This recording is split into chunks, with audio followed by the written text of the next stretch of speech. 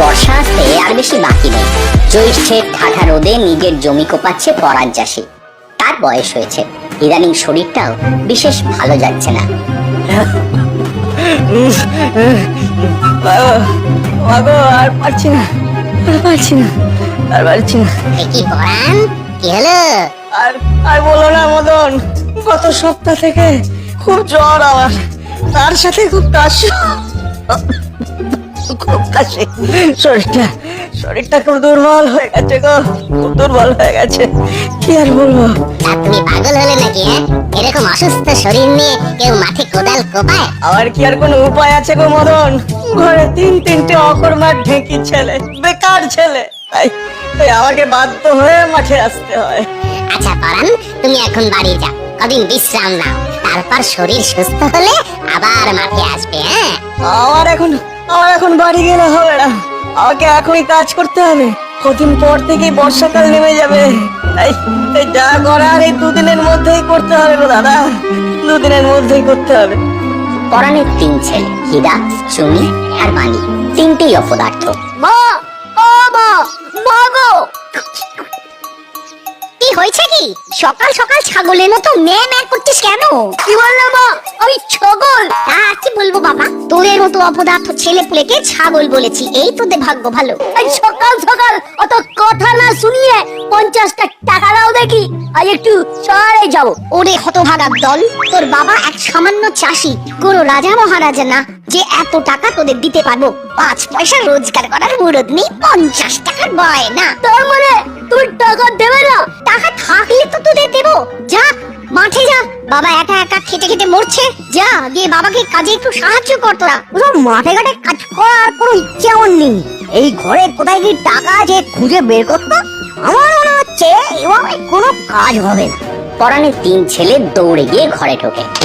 তোরা দুজন ঘরে আছে কাজে দেখ, আমি বিছানার তলা দেখছি, কোথায় টাকা আছে খুঁজে বের করতেই হবে। এই এই এই কি করছিস নাকি তোরা? কি করছিস? দেখেছো ছেলেদের কাণ্ড দেখেছো? হায় হায় হায় হায় হায়, সব মন্ড করে দিল গো। হঠাৎ হীরার নজরে পড়ে কুলুঙ্গিতে লুকানো লক্ষ্মীর ভাঁড়। এই তো পেয়েছি, কি পেয়েছি? দেখে এই দেখ, টাকা জমা লক্ষ্মীর ভাঁড়। না না না না, একদম না, লক্ষ্মীর ভাঁড় ভাঙবি না বলে দিচ্ছি। হীরা, চুনি, মানি, দরজা খোল বলছি, খোল দরজা। কত টাকা! চল তিনজনে সমান ভাগে ভাগ করে ফেল। ওই ভাঁড়ের একটা টাকাও ধরবি না, তোদের বাবাকে বলে দেবো কিন্তু। হায় হায় হায় হায়, আমাদের কি সর্বনাশ হলো গো! হায় হায় হায় হায় হায়, আমাদের কি সর্বনাশ হলো গো!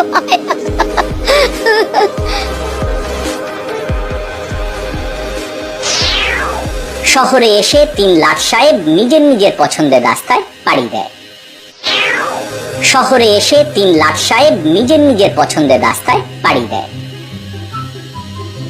ওরে বাবা, কত বড় সেলুন! কি দাদা, কি দেখছেন? চকাচক। আপনার সেলুনটা দেখছি দাদা, কি সুন্দর। তা কি কাটবেন বলুন দাদা? চুল না দাড়ি? সুন্দর করে চকাচক কেটে দেবো। বাহ, আরে এই তো চাই, সুন্দর করে আমার মাথার চুলটা একটু ছেড়ে দিন তো দাদা, একদম বায়োস্কোপের হিরোদের মতো। তা কিরকম স্টাইলে কাটবো বলুন? চকাচক। মার্কেটে একটা নতুন স্টাইল এসেছে, পাহাড় কেটে ধাপ চাষ। সেই স্টাইলে কাটবো নাকি? চকাচক। সেটা কিরকম দাদা? মাথার মাঝখানটা বড় চুল রেখে ধারগুলো চকাচক কুরকুর করে কেটে দেবো। আপনি শুধু আরাম করে চেয়ারে বসুন আর তারপর আমার হাতের শিল্প দেখে যান। চকাচক। দাদা, একটা স্মার্ট দেখে ড্রেস দেখান তো, পরবো। আচ্ছা ঠিক আছে, তা দাদা কি রঙের ড্রেস দেখাবো বলুন? একটা লাল টুকটুকে জামা আর নীল রঙের প্যান্ট দেখান। এই দেখুন, আপনার লাল জামা আর নীল প্যান্ট, ঠিক আছে? পরলে আপনাদের একেবারে ঝিনচাক, পুরো ঝিনচাক লাগবে দাদা। তা তো লাগবে। একটা কথা মনে রাখো, হ্যাঁ, আমার নাম চুনিলাল, লাল রঙে আমাকে সব সময় মানায়। ড্রেস একবার পরে দেখা যাবে দাদা? কাজ যাবে না কেন দাদা? এই তো পাশে ট্রায়াল রুম আছে, গিয়ে চলে আসুন। ঠিক কেমন লাগছে দাদা? ওই তো বদন, তার আবার বিজ্ঞাপন। আরে দাদা কি লাগছে আপনাকে, পুরো হিন্দি সিনেমার নায়ক। উফ, ভেবেই মনের মধ্যে একটা আনন্দ হচ্ছে। অন্যদিকে সারা দিন মাঠে পরিশ্রম করে ঘরে ফেরে পরাণ। কি গো, এতক্ষণে এলে, একটু তাড়াতাড়ি আসতে পারলে না গো?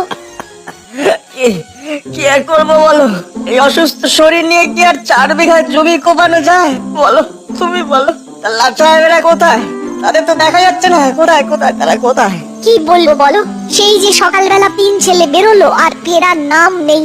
ঘরে লক্ষ্মীর ভাঁড়ে যে কটা টাকা জমানো ছিল সব নিয়ে গেল গো। হ্যাঁ দেখি,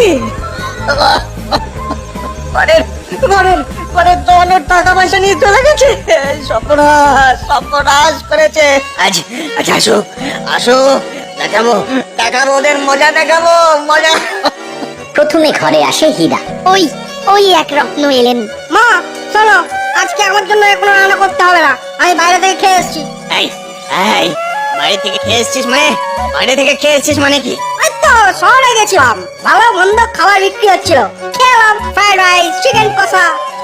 তোর এত বড় সাহস, লক্ষ্মীর ভাড়ে জমানো টাকা টাকা এভাবে হেলায় ওড়াস? বেয়াদব! মায়ের কাছে 50 টাকা চেয়েছিলাম, দেয়নি, তাই এটা ছাড়া অন্য কোনো রাস্তা বেঁচে ছিল না, বুঝলে? ওই দেখো ছেলের কাণ্ড দেখো, বাবুরা ঘোড়ার গাড়ি চড়ে বাড়ি ফিরছেন। চুনি আর মানিকও পয়সা উড়িয়ে শহুরে বাবুটি সেজে ঘরে ফেরে।